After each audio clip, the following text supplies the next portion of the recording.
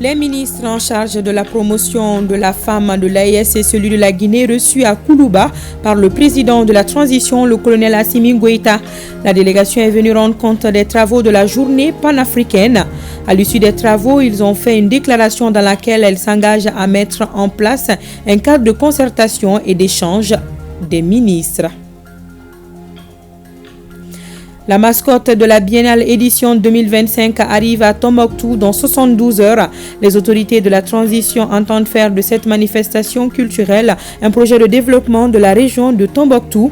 Le ministre de l'Économie et des Finances et deux de ses collègues ont lancé ce matin le concept Initiative Tombouctou.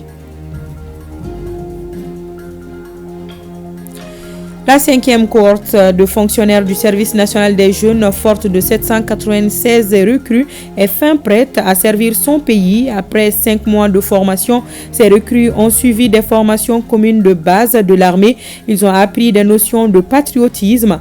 Le ministre d'État à la tête d'une forte délégation était ce matin à Bafo pour constater le déroulement de la formation.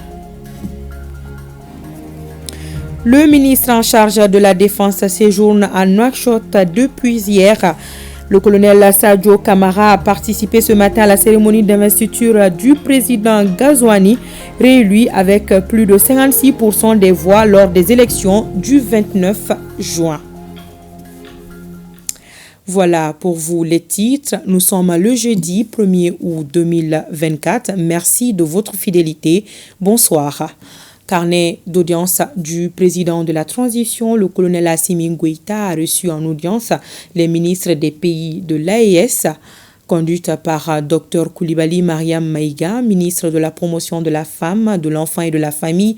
La délégation est venue rendre compte des travaux de la journée panafricaine élargie cette année aux pays de l'AES et de la Guinée. Des assurances ont été données pour la refondation et l'éducation au sein de la Confédération. Écoutons le colonel-major Garba Hakimi, ministre de la Santé publique, de la population et des affaires sociales de la République du Niger. Il est au micro de Garibou Pérou et de Toumani Ndiabaté.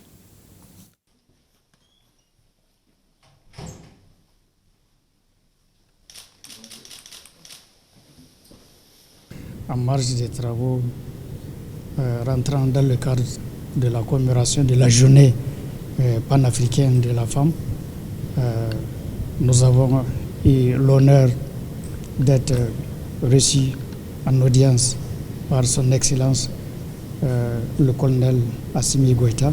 Nous sommes venus pour lui faire le compte-rendu de nos travaux, les travaux qui ont commencé depuis hier et qui vont continuer aujourd'hui. Nous sommes venus également pour lui transmettre les salutations de ses homologues de nos différents pays. À l'issue de cette audience, son Excellence nous a donné des sages conseils dont nous avons pris note.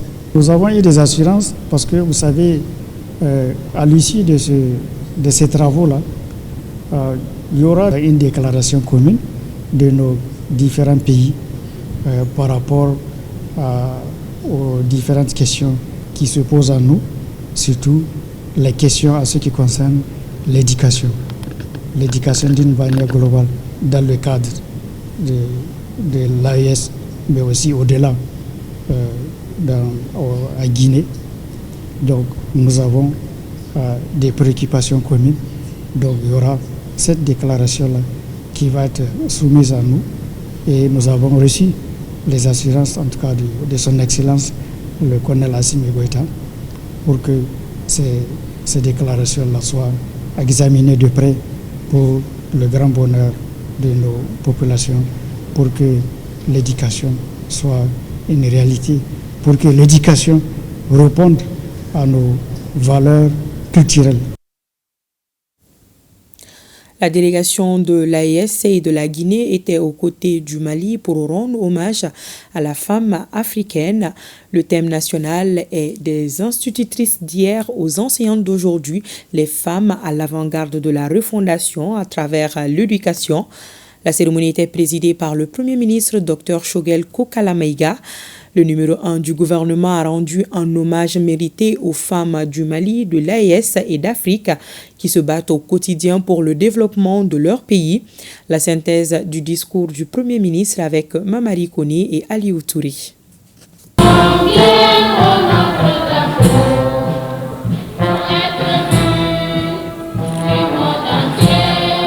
C'est un rang serré que les femmes du Mali et leurs sœurs de la Confédération des États du Sahel et d'Afrique ont célébré la panafricaine des femmes. La présence des ministres en charge de la promotion de la femme du Burkina Faso, du Niger et la Guinée-Conakry est perçue comme un signe de solidarité et saluée par le gouvernement malien. D'entrée de jeu, le Premier ministre a remercié les partenaires au développement qui ont décidé, malgré un contexte mondial difficile, d'accompagner les efforts multisectoriels des États qui se battent au quotidien contre le terrorisme, l'insécurité et les effets des changements climatiques. Selon le Premier ministre, la commémoration de la journée panafricaine des femmes témoigne de la reconnaissance du rôle que les femmes jouent dans l'émancipation de l'Afrique à travers leur apport dans l'éducation des enfants et des citoyens. Les femmes ont été toujours à l'avant-garde des réformes. Elles sont restées debout et très actives aux côtés des hommes pour contribuer à bâtir les chantiers ouverts par les recommandations des Assises nationales de la refondation.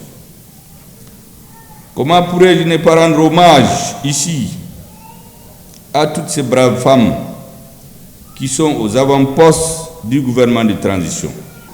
Derrière chaque personnalité importante dans sa réussite, vous trouverez qu'il y a une femme discrète mais très efficace. Les avancées constatées aujourd'hui au niveau de l'école malienne poursuit le chef du gouvernement en termes de mesures institutionnelles, juridiques et politiques sont imputables aux efforts conjugués des femmes et des hommes du secteur de l'éducation. En abordant les sujets d'actualité, le Premier ministre a fustigé les campagnes de désinformation et d'intoxication contre notre pays et la Confédération de l'AES depuis la prise en main de leur destin. Qu'en ces moments précis, nous devions nous engager contre l'intoxication, contre nos forces de défense et de sécurité, savamment orchestrées par qui nous savons et se relaient dans le monde entier. Nous devrions à chaque instant rester vigilants et continuer à déconstruire le narratif qui consiste à dire que nous ne sommes pas capables de nous prendre en charge. Les quelques images de propagande que nous voyons sont destinées à nous démoraliser. Ils ne réussiront pas, ils ne connaissent pas les Maliens. Dr Choguel Koukala Maïga est convaincu que la bataille contre le terrorisme sera gagnée avec l'appui de tous les Maliens et des partenaires sincères. Nous n'allons jamais perdre la guerre contre le terrorisme. Nous pouvons perdre des batailles. Et c'est ce qui se passe souvent. Les militaires vont perdre des batailles, mais ils vont gagner la guerre. Nous allons la gagner parce que notre combat est juste. Historiquement, politiquement, nous allons gagner. Tinzawaten, nous allons gagner le combat. Tinzawaten sera malien. Tout le Mali sera malien.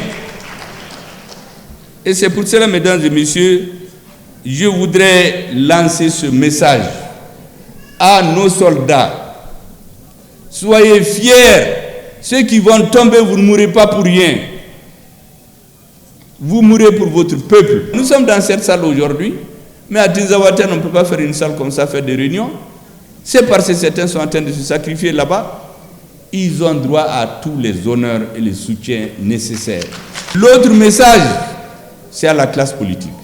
J'ai vu sur des réseaux des gens qui à peine se réjouissaient de certaines images macabres qu'ils voyaient. Faites attention. On est en train de nous manipuler tous. Nous nous sommes faits. Ne vous laissez pas manipuler. On veut vous maintenir dans l'esclavage. J'ai vu des communiqués de certains partis. On le fait signer par une personne qu'on ne connaît même pas. On dirait que les grands chefs qui sont connus ont honte d'avoir leur signature sur les déclarations. Moi, j'ai lu les déclarations de tous les partis. Ayez le courage de soutenir votre armée. L'armée va au-dessus des gouvernements. Quel que soit celui qui viendra au pouvoir, il aura besoin d'une armée forte. Le Premier ministre a enfin salué le leadership du président de la transition, le colonel Assimi Goïta, qui, à travers le gouvernement, facilite, accompagne et crée les conditions pour l'émergence de l'excellence.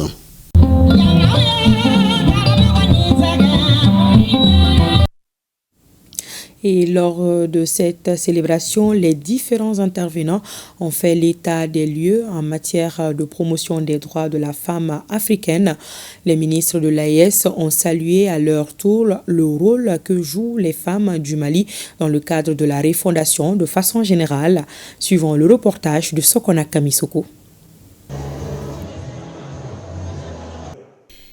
Les femmes du Mali et celles de la communauté africaine vivant au Mali autour d'un idéal commun, celui du développement du continent africain en accordant une place de choix à la promotion des droits des femmes.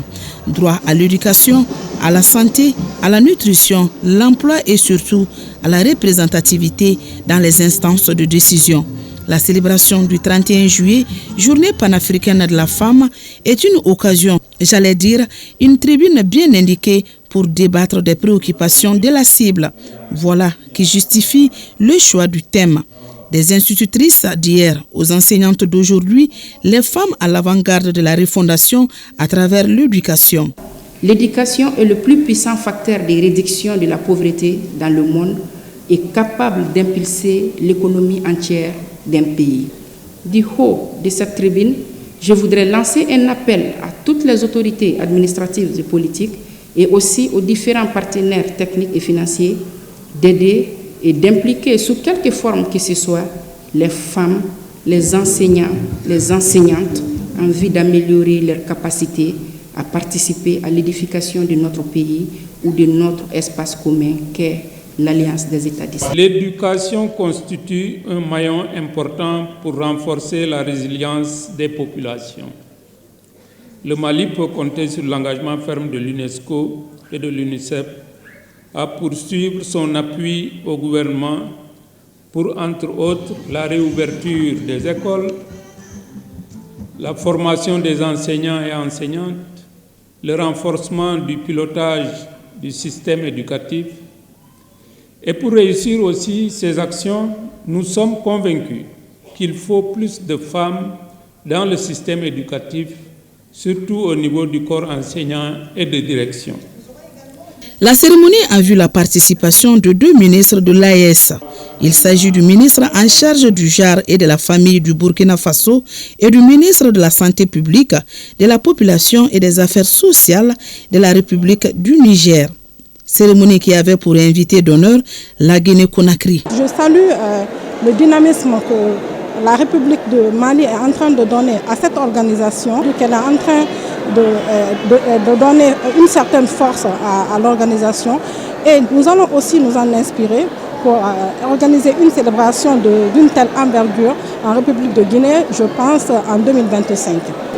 Alors, je commence d'abord par traduire les remerciements de leur Excellence le Président du Faso, de Monsieur le Premier ministre, pour l'honneur fait au Burkina à travers l'invitation à la célébration de la journée panafricaine et de la femme édition 2024. 62 ans de combat, que de chemin parcouru, des résultats probants mais aussi des défis à relever. Pour y parvenir, les maîtres mots s'appellent la synergie d'action comme pour emboîter le pas aux précurseurs du combat pour l'autonomisation de la femme africaine.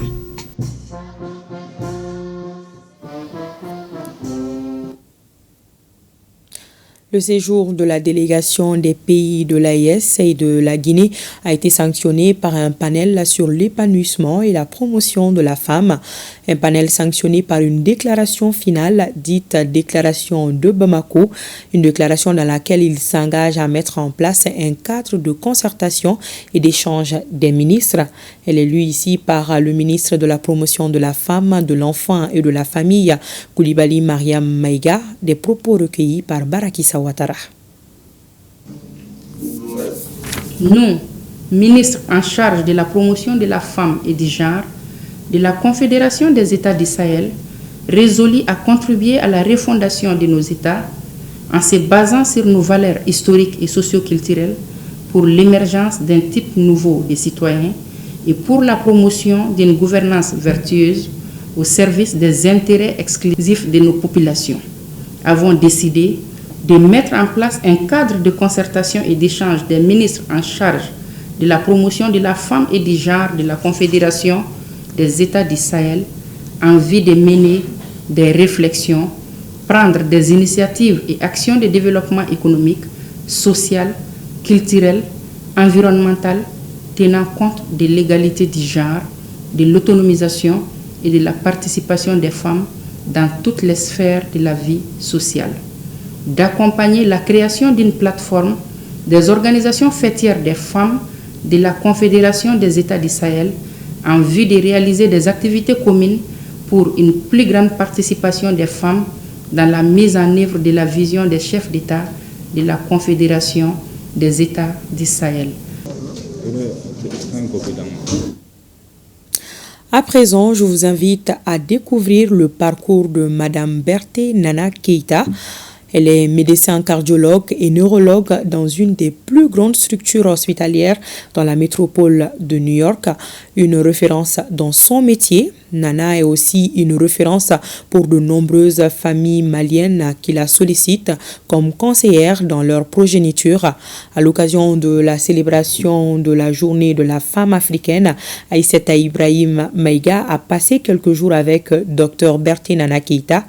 Dans ce portrait, elle nous parle de son parcours de Bamako à New York. Suivons ensemble. Né à Bamako dans une grande famille, rien ne prédisposait notre actuel émérite docteur à une aventure au-delà des mers et océans. Alors jeune scolaire du fondamental, Nana Keïta fut prématurément mariée à un Malien vivant aux États-Unis. Elle avait 14 ans. Mon mari était déjà là, donc je suis venue après. Mais avec connaissance de mon père, il a fait beaucoup pour moi puisque j'allais venir ici. Début d'une aventure mouvementée par une succession d'événements aux saveurs parfois angéliques, parfois diaboliques. La vie en couple loin du terroir est passée par là. J'ai eu beaucoup de chocs. Premièrement, je suis grandie dans une grande famille de vingtaine de frères et sœurs. Donc de venir ici, j'étais seule, c'était un peu difficile pour moi. Premier choc, c'était je n'ai pas beaucoup de gens pour raconter, pour parler avec les gens et causer. Après ça aussi, j'ai eu un autre choc là. Notre éducation et environnement, c'était tellement différent des enfants d'ici. Et nous, je suis arrivée à Harlem, je commençais à Harlem. Notre difficulté, c'était l'école, de préparer, faire l'école en même temps, le foyer en même temps, et comment prendre soin des enfants et la famille.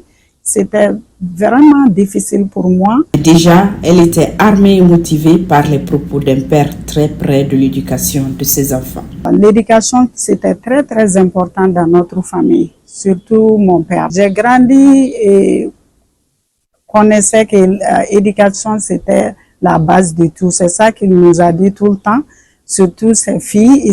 Il a dit toujours, si tu as ton éducation, personne ne peut te prendre ça. Et voilà que Nana accouche d'un premier enfant à 15 ans et d'un deuxième à 16 ans.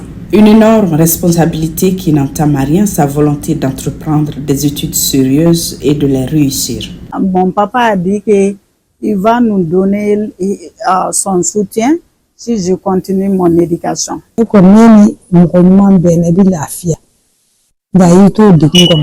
Teso mko sikabwa kala che mudo musumudo wallahi alini ya bai ne maudo ni sikabwa kala maduna kuma kolokolo jati kasini jati kedanyira kanga amana na dikuraze mbota kala ma titala kala moyiwa baka diwa kala abebo ekolla kakila biya sa tara dimbla ta dimbla kakila kata nabe kama tawula fessa abukla kata dimbla la mara yoro werela tawula fe kala yoro la asini bakato amina usina. Bien, mission accomplie pour Dr Nana qui passa le virus de la réussite scolaire et sociale à ses 3 garçons. En effet, elle est l'architecte de 3 magnifiques jeunes hommes, devenu ingénieur pour 2 et docteur chirurgien pour l'autre. Mon premier fils là, lui il est médecin maintenant, il a fini tout.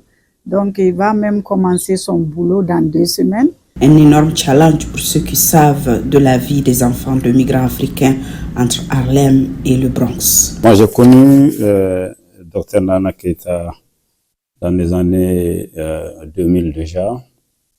Effectivement, elle était dans son statut de mère, d'épouse, mais surtout, elle privilégiait ses études. Donc, dans des conditions très difficiles, elle a tenu bon. Elle a fait tout le cursus jusqu'à obtenir son doctorat dans le domaine de la santé. Je crois qu'elle est cardiologue aujourd'hui. Pour moi, c'est une fierté nationale. Son parcours, sa vie personnelle doit servir de source d'inspiration pour les jeunes filles maliennes. La vie est difficile, mais elle réussit à ceux qui se battent. Aïssata Ibrahim Maïga, bon courage à Dr Nana Keïta. Le président de la République islamique de Mauritanie, Mohamed Ould Cheikh El Ghazouani, a prêté serment ce matin pour un second mandat de 5 ans. Il a été réélu avec plus de 56% des voix lors des élections du 29 juin. Parmi les personnalités invitées, le ministre de la Défense et les anciens combattants qui représentent le président, colonel Assimi Goïta. Le reportage de Abdoulaye Sakou.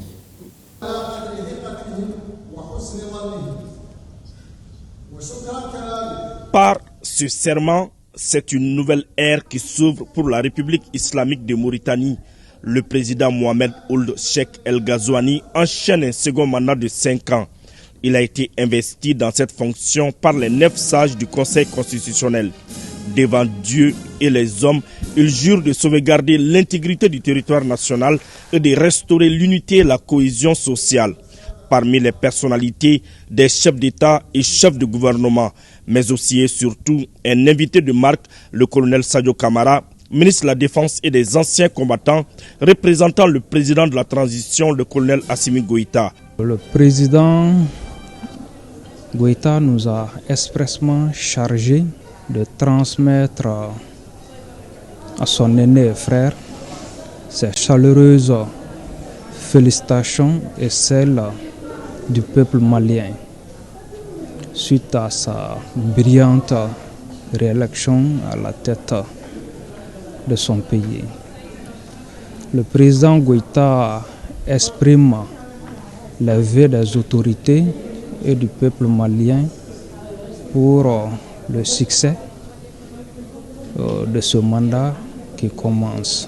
Entre la Mauritanie et notre pays, les opportunités ne manquent pas pour solidifier les relations de coopération tout en restant dans le respect des principes de la souveraineté de chaque État.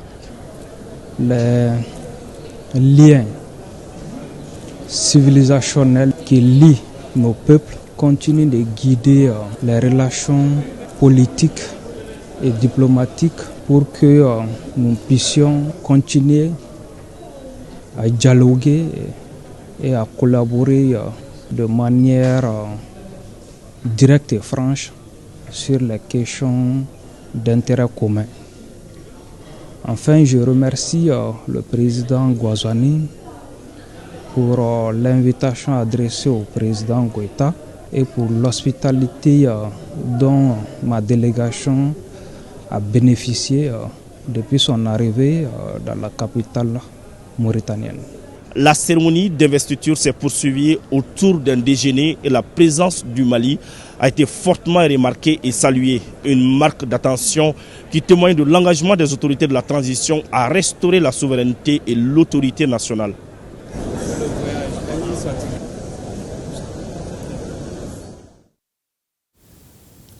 Le ministère de la Refondation de l'État poursuit sa politique de vulgarisation du programme national d'éducation aux valeurs. C'était au tour de la Cour constitutionnelle de s'approprier le document.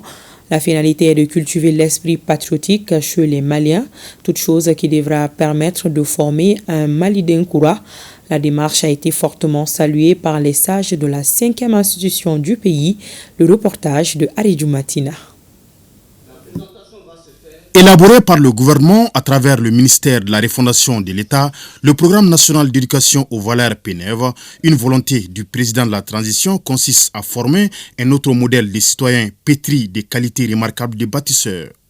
Le document déjà élaboré place sa vulgarisation, d'où cette session d'appropriation du PNEV par la Cour constitutionnelle.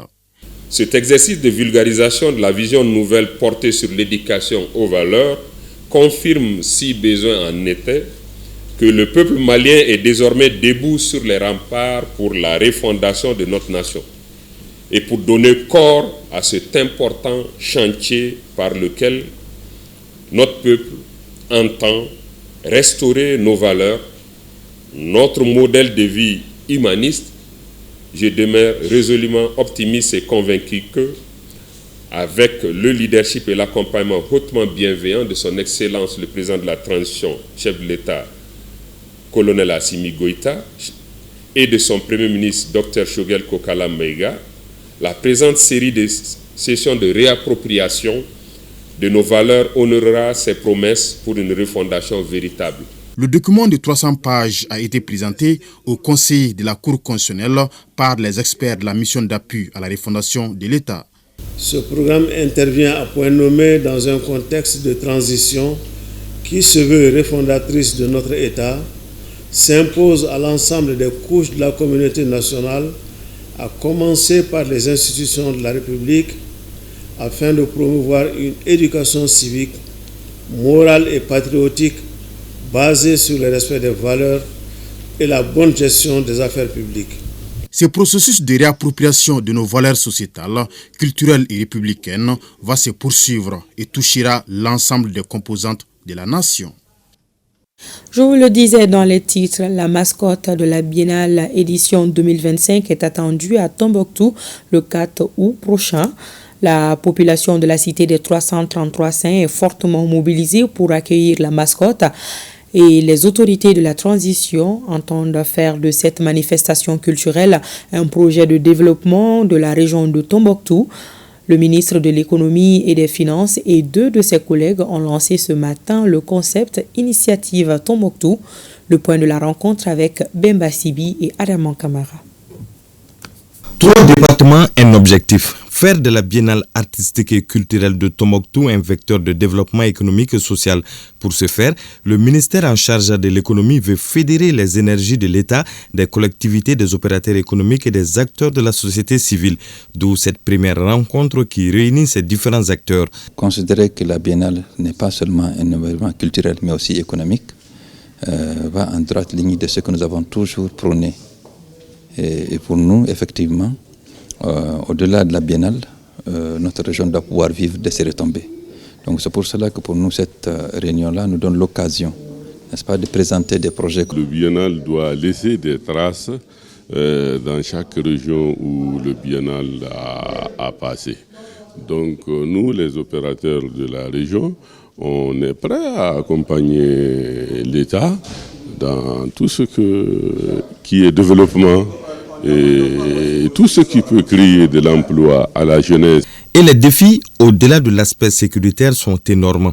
Renforcer les infrastructures de transport et hôtelières, relancer le tourisme, redynamiser l'artisanat, bref, créer des activités économiques pérennes.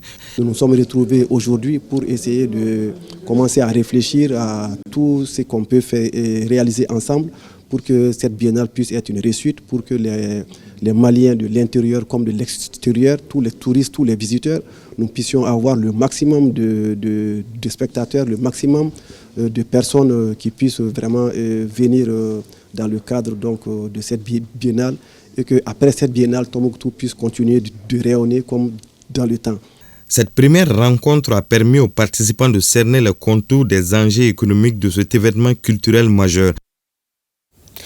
Dans le cadre de la mise en œuvre de la vision des nouvelles autorités sénégalaises, une forte délégation du port autonome de Dakar, conduite par son directeur général, est en visite dans notre pays. Cette délégation a été reçue hier par le ministre des Transports et des Infrastructures. La rencontre s'inscrit dans le cadre du renforcement des liens de partenariat entre les autorités portuaires du Sénégal et les opérateurs économiques maliens. Le reportage de Mamadou Fani. Booster les échanges commerciaux entre le Mali et le Sénégal, c'est le but de cette rencontre entre le ministre des Transports et des Infrastructures et une forte délégation du port autonome de Dakar en séjour dans notre pays. Partenaire stratégique du transport des marchandises vers le Mali, les autorités portuaires du Sénégal entendent renforcer cette dynamique. Pour rappel, des réalisations significatives ont été effectuées ces dernières années pour renforcer notre partenariat avec le Mali, parmi lesquels nous pouvons citer les entrepôts du Mali au Sénégal, EMAZ, la réhabilitation complète du MOL 3, MOL Amassiré Ndouré, constitue un aboutissement majeur offrant des infrastructures modernes pour le stockage et la gestion des marchandises maliennes à Dakar. Cette nouvelle dynamique, et nous pensons que, en tout cas, dans les mois à venir, et nous verrons de bons résultats pour que la place portière de Dakar puisse être aussi visible au firmament des places portières africaines. J'ai grand espoir que, en tout cas, très bientôt, en tout cas, tous les problèmes seront derrière nous, quoi. Le port autonome de Dakar a accueilli depuis 5 ans 68% des transits des marchandises du Mali.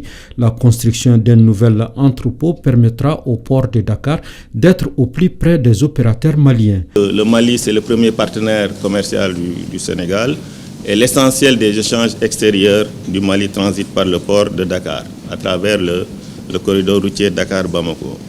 Donc cette visite s'inscrit dans cette dynamique-là, dans la dynamique de relance de la coopération entre les deux pays. Nous, en tant qu'autorité chargée du transport, de la mobilité urbaine, de l'approvisionnement du pays, donc nous, on a l'obligation de travailler avec nos amis, nos frères qui disposent d'un port maritime pour pouvoir faciliter l'approvisionnement de notre pays.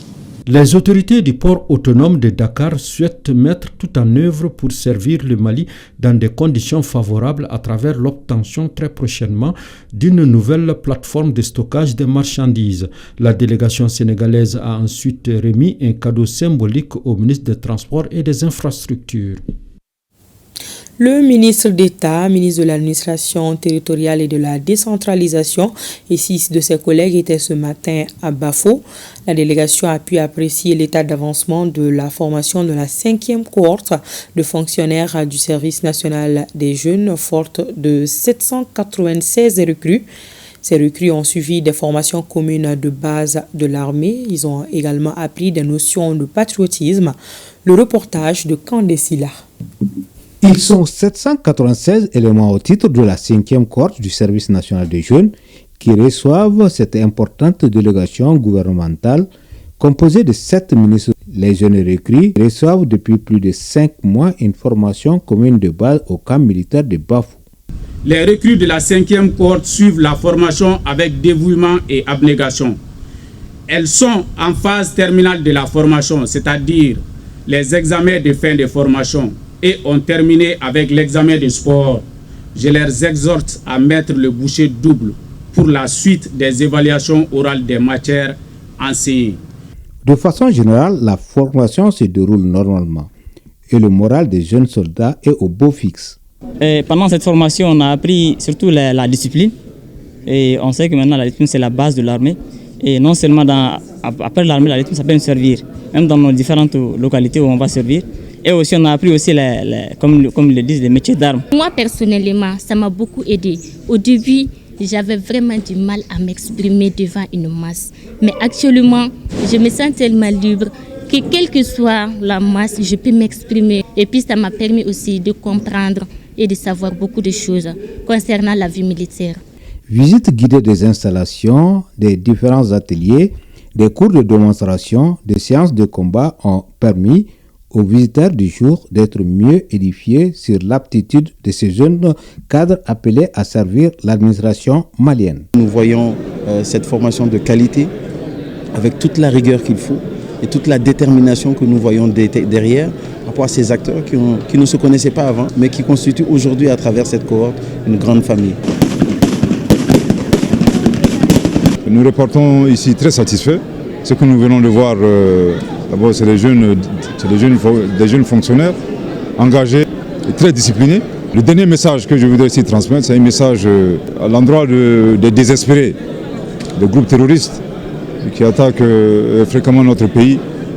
Je pense que c'est le lieu qui comprennent définitivement qu'aujourd'hui tous les jeunes Maliens, tous les Maliens constituent un élément de force de défense et de sécurité. Et aucun Malien n'acceptera de laisser son pays aux bandits, bien entendu aux criminels, c'est de tout bord. En tout cas, nous nous battrons jusqu'au dernier Malien, nous nous battrons jusqu'à la dernière goutte de sang Et s'il plaît à Dieu, Inch'Allah, la victoire est une question de jour. Un défilé militaire démontre à suffisance que l'ordre et la discipline restent le credo de l'armée malienne.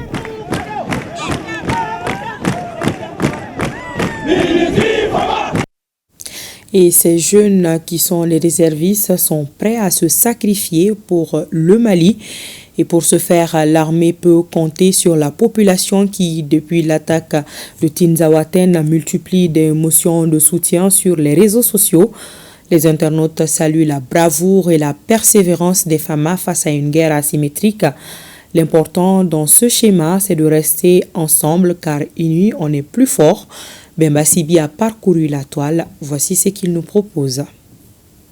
Plus que jamais, les Maliens sont derrière les forces armées de sécurité.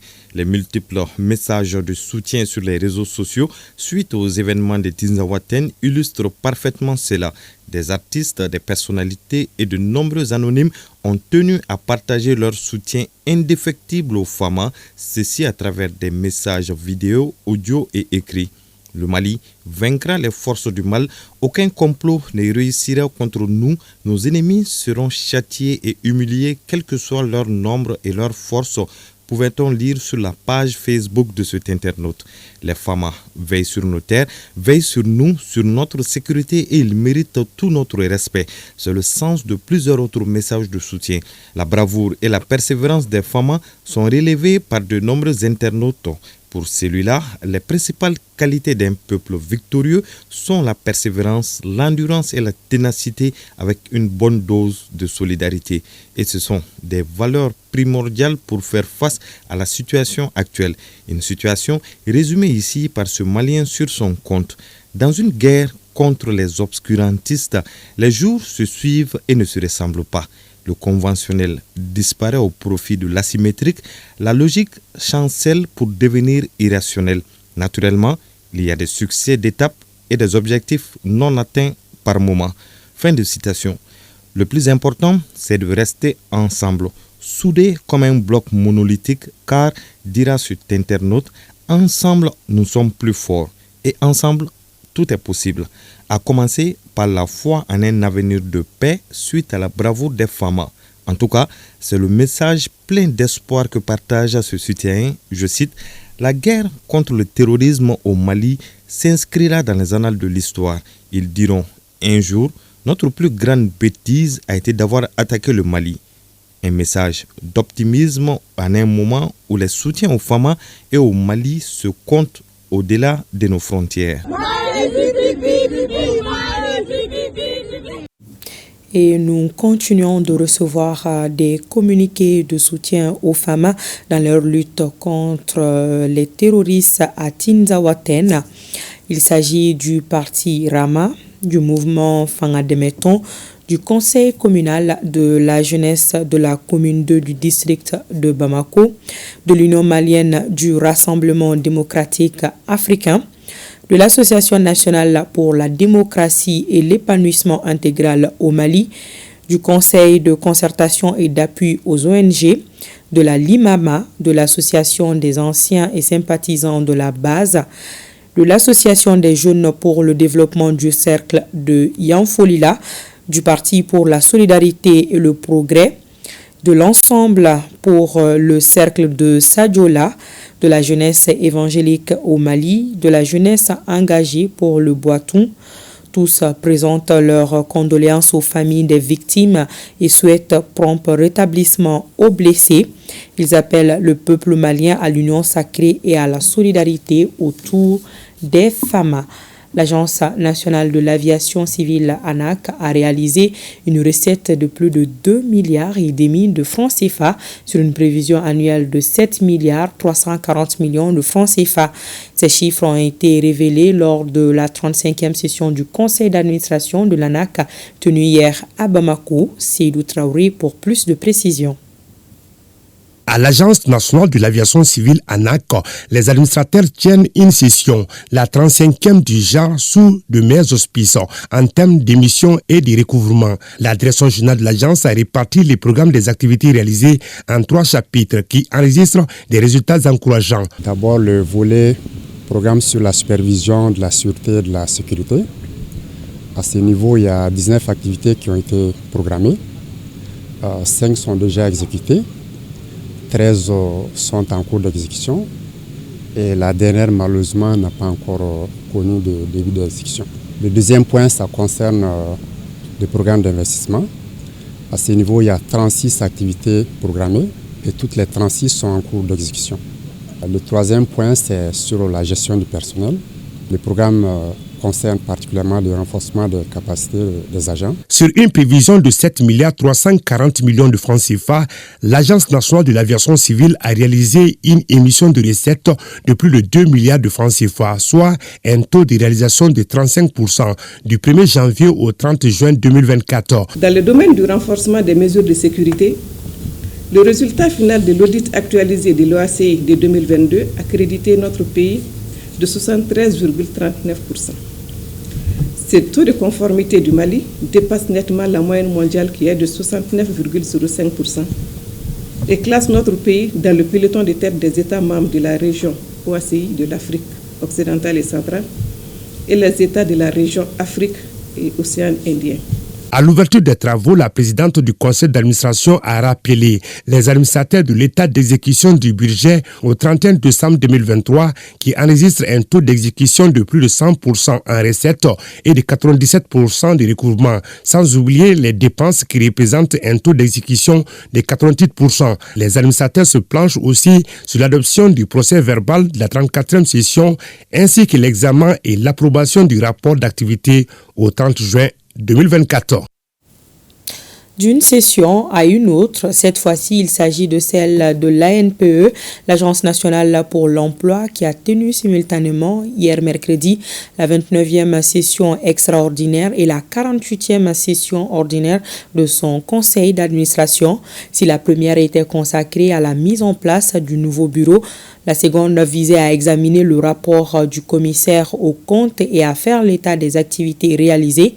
Sur ce plan, l'agence a reçu à exécuter son plan de travail annuel 2023 à hauteur de plus de 86% contre plus de 75% l'année précédente. Le compte rendu, c'est avec Barakissa Ouattara et Aboubakar Traoré. Papa Mbouch Touré est le nouveau président du conseil d'administration de l'ANPE. Il a été élu à l'issue de la 29e session extraordinaire du conseil d'administration de l'agence. Il s'agit là de la phase triennale du patronat.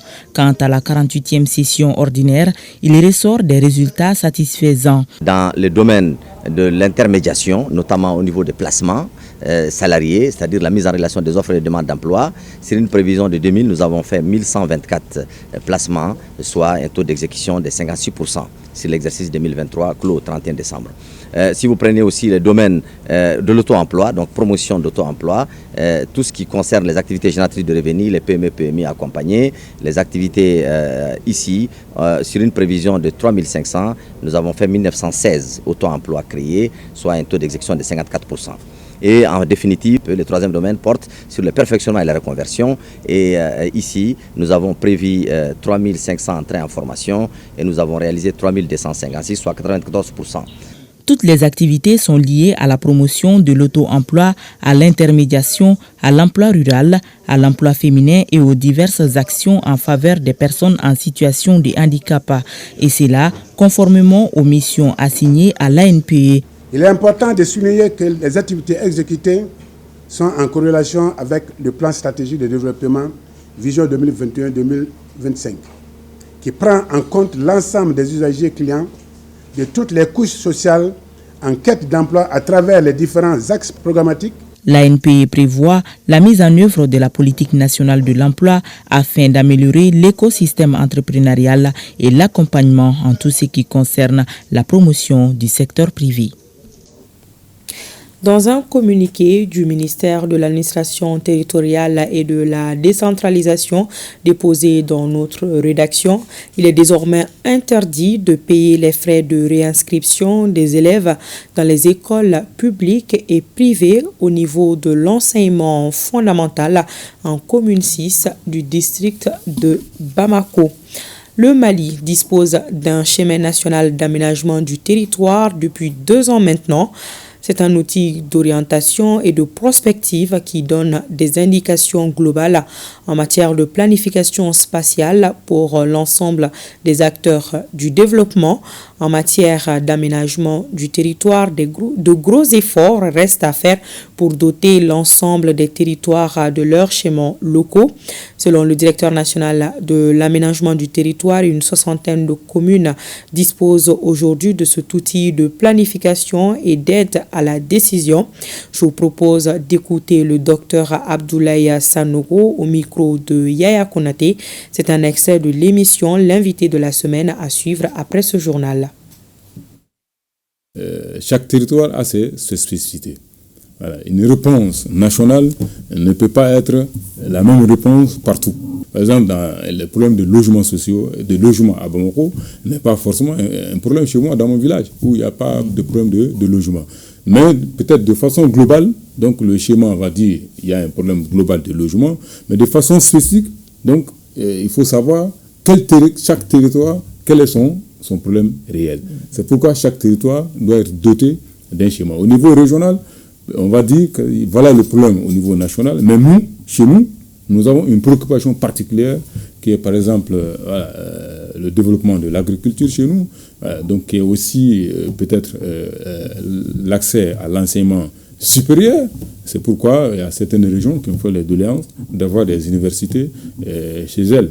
Donc, et aussi ces universités aussi, même si on les crée, doivent être en rapport avec les réalités du territoire. Ce qui permet de produire, en tout cas, des produits qui seront employés, parce que c'est la demande locale orientée par les besoins du territoire. Chaque territoire, donc chaque région a son schéma. Dans la théorie, est-ce que dans la pratique c'est comme ça? Vous avez réussi à élaborer tout cela? Oui, dans la pratique, les 8 anciennes régions disposent toutes de leur schéma d'aménagement du territoire.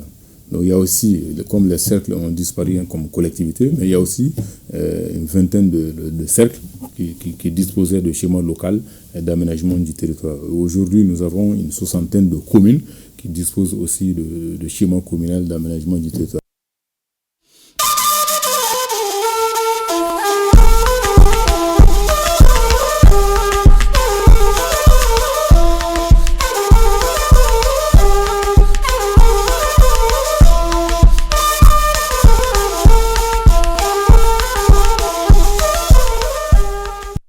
Dans l'actualité, dans les pays de la Confédération de l'AES, nous commençons par le Niger où le Premier ministre, ministre de l'économie et des finances, a présidé un panel de haut niveau sur le financement de la sécurité alimentaire au Niger. À l'issue de ce panel, il a été procédé à la signature de l'accord de financement du projet de modernisation de l'agriculture au Niger.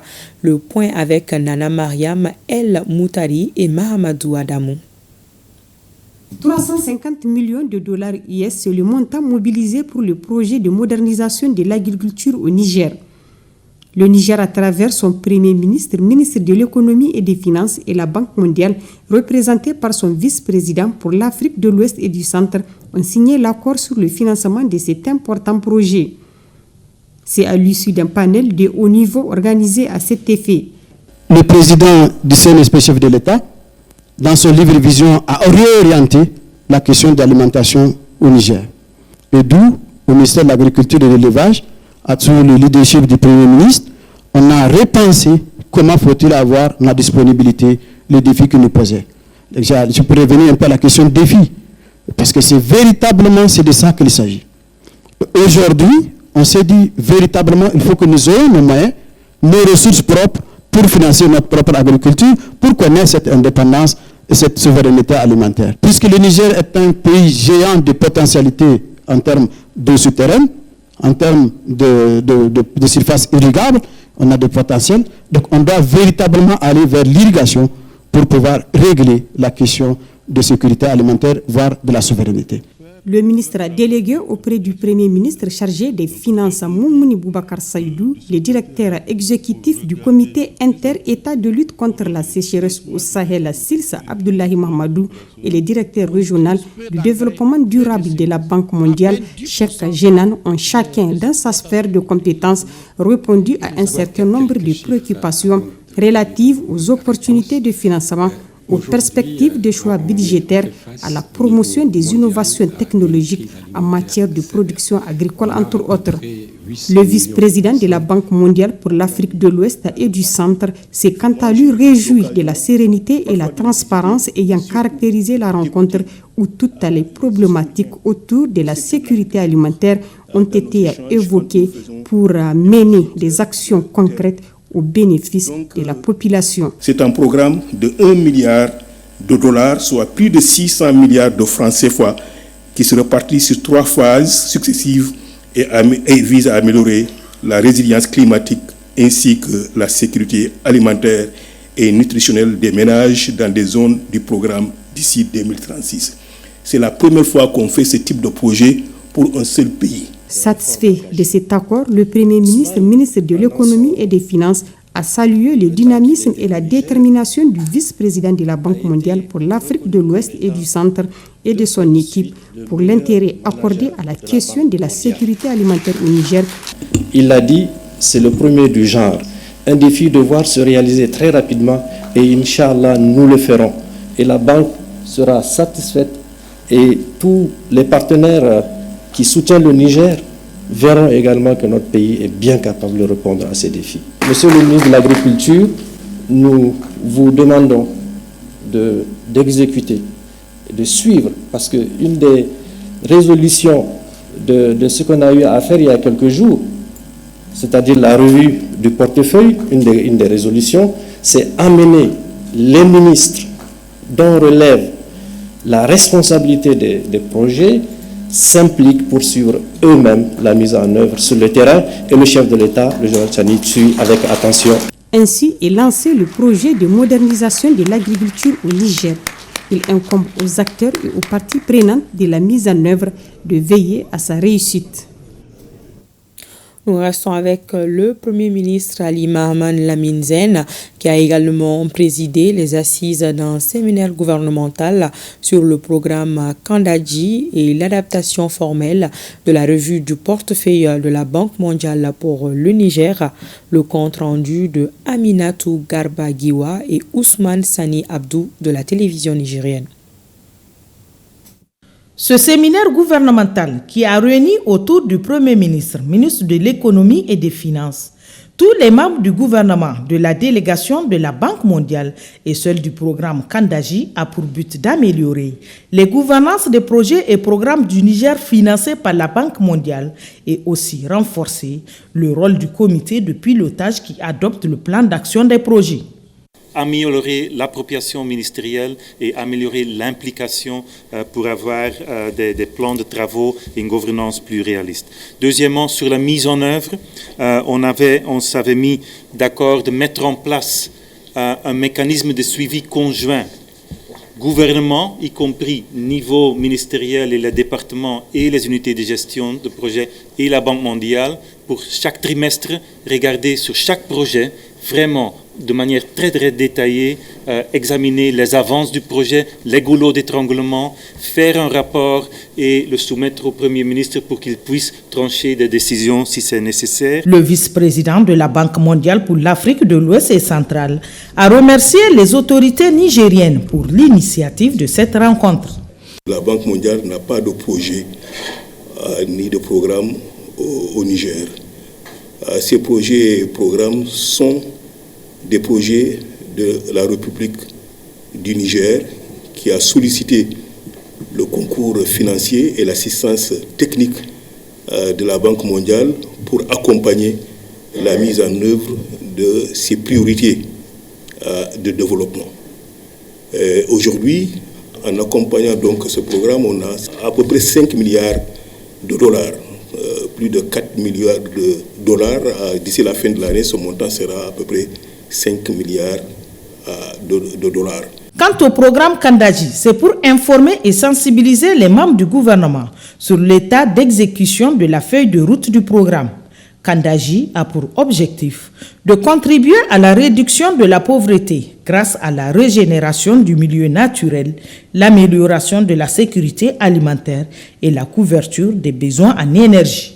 L'objectif du séminaire gouvernemental était de présenter aux membres du gouvernement le programme Kandaji, d'insister un peu sur l'état d'avancement et surtout de voir quelles sont les solutions qu'il faut prendre pour vraiment accélérer la mise en œuvre de cet important programme qui tient à cœur aux autorités. Nous avons en fait quelques hypothèses. Aujourd'hui, je dois dire que le programme est constitué d'un certain nombre de composantes. Nous avons, en tout cas, ce qui intéresse les Nigériens, c'est le génie civil du barrage.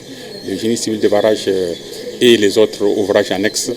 Et nous pensons qu'en 2025, nous allons finir la ligne de transport, nous allons finir la ligne de contournement. Et nous pensons qu'à l'horizon 2027, on devait pouvoir finir ce qui concerne la centrale. Mais le grand défi pour nous, c'est la réinstallation des populations. Il faut noter que ce séminaire a pour but de fixer le cadre d'action de l'équipe gouvernementale afin de lui donner tous les outils de planification et de pilotage du programme d'action gouvernementale. Je vous amène dans le pays des hommes intègres où une équipe de la rédaction de la RTB s'est intéressée au Hausa du grand marché de Ouagadougou. Là-bas, l'équipe a fait la rencontre des Wazam, des barbiers en langue française, circonciseurs et guérisseurs traditionnels. Ces Wazam sont installés au Burkina Faso depuis plus de 20 ans. Comment se sentent-ils au pays des hommes intègres? Élément de réponse dans ce dossier signé Adam Ngiti et Beniwende Frédéric Nikema de la RTB. À l'aide du savon et d'une lame, Aboubakar Chakala, Nigérien d'origine, aide ses clients à se débarrasser de leurs cheveux. Barbier ici au grand marché de Ouagadougou, il se fait appeler Wazam en langue Hausa. Installé au Burkina Faso depuis près de 20 années maintenant, l'homme est aussi circonciseur. Dans notre travail, c'est vrai, quand on a arrangé le bébé, concisation, quand il a regardé, mais je sais qu'il est content. Parce que nous travaillons là. Je suis quand on est venu ici, là, on n'a pas eu de problème avec le travail comme ça. Parce que Burkinabé, il a bien ici nous cherché à aller arranger le bébé. Il n'y a pas de problème. C'est dire que le Wazam est bien plus qu'un simple coiffeur. Dans la tradition en pays Hausa, c'est aussi un guérisseur comme le signifie ce chef Wazam. Un ensemble de savoir-faire qui se transmet après un long moment d'initiation et de rite. Et cela parfois de génération en génération. C'est dire, comme c'est mon papa, c'est ici. Je travaille ici avec mon maman, là, tout c'est ici. Là. Bon, avant, là, elle est partie à Niger. Ouais, je travaille bien ici. Bon, ça commence à partir à décéder là-bas. C'est moi maintenant, j'ai remplacé son place ici. Voilà donc 3 décennies que Adama vit avec ses frères burkinabés, bien loin de Dougondouchi, sa commune d'origine au Niger. Sa maîtrise de la langue mourée témoigne de sa parfaite intégration à Ouagadougou. Maintenant, moi je suis devenu aussi maintenant même. Ici, le Burkina Nigérien, moi je suis devenu mouché quoi. Comme toutes les choses là, ils travaillent à Samboul. À Samboul, là, propre. Il n'y a pas de bagarre avec mon enfant, pas de bagarre avec ma miaka, ça va. Vous avez kabé mon miaka, ça va. Faya yam là, tout le monde faya yé là. Quand il y a parce que les moussés vont venir chez moi, te salir. Moi je vais pour lui, il salit. Voilà, il faut comme ça, toujours. Wallahi, on est trop content. Et puis avec le IB là même, trop même. Parce que c'est maintenant Burkina, Niger, Mali, c'est la même chose. C'est comme les frères avec le petit frère là. C'est la même, il n'y a pas de problème. Adama a même pu s'offrir un terrain au quartier Rayongo de Ouagadougou. Et cela grâce à l'aide et au conseil avisé de son fidèle et ami burkinabé. Il a dit, faut venir chercher un coin là pour payer pour toi là. Ça c'est bon payer, ça c'est bon pour toi là-haut. Si tu veux comme ça là, c'est bon. Moi, je cherchais ça comme ça et déjà payé. D'ici à Rayongo, j'ai payé, c'est pour moi-même. Et déjà écrit, tout c'est pour moi, Isha. D'ici à Concentré, tout c'est chez moi. Aujourd'hui, avec la création de la Confédération des États du Sahel, ce sont des Wazam plus que jamais chez eux ici au Burkina Faso. Leur seul souhait, voir les 3 États se débarrasser des forces du mal et renforcer leur souveraineté et la solidarité entre les peuples.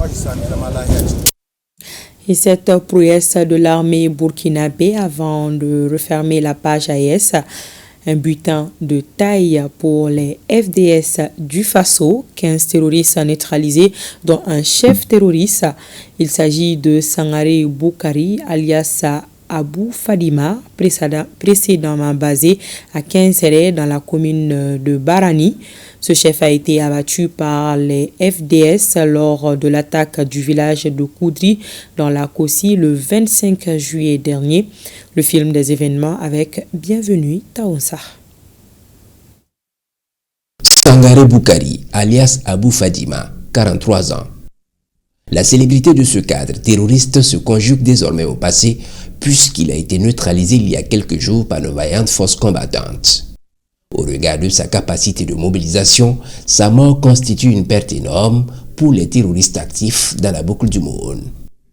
Le 25 juillet 2024, dans la soirée, des terroristes du GSIM conduits par le tristement célèbre Sangaré Boukari, alias Abou Fadima, attaquent le village de Kouri dans la commune de Sono, province de la Kossi.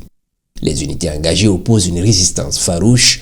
15 terroristes sont abattus, dont cet homme, Abou Fadima. Il était un chef terroriste du GSIM basé à Kinséré, commune de Barani.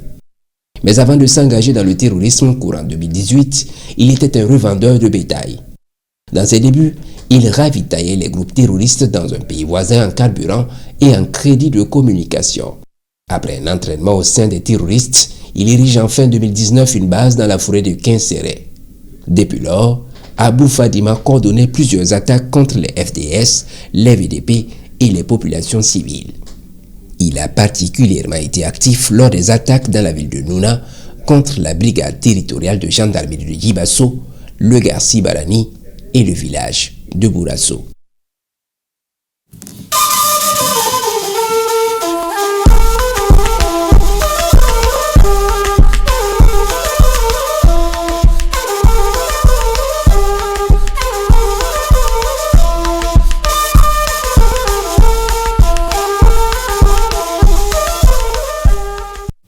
Et c'est la fin de cette édition. Grand merci à l'équipe de réalisation et à vous aussi pour votre attention.